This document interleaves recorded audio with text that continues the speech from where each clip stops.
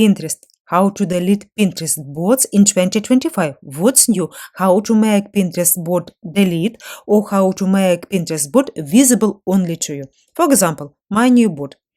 Click on this bot. After that, keep this bot secret. Click on this, and after that, this Pinterest bot will be visible only to you. Click on done. That's all.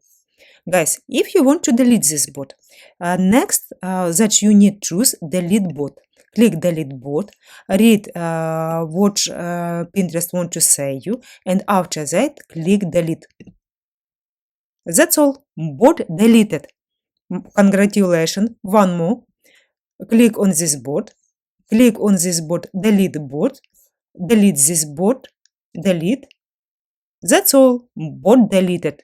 Guys, if you need to sell more from Etsy or another your website, download my ebooks How to Use Pinterest for Beginners. It's about Etsy, it's about Pinterest SEO, how Pinterest help you to promote your own items, how to Pinterest help you due to keyword to sell more, and 500 Pinterest group bots for Etsy sellers.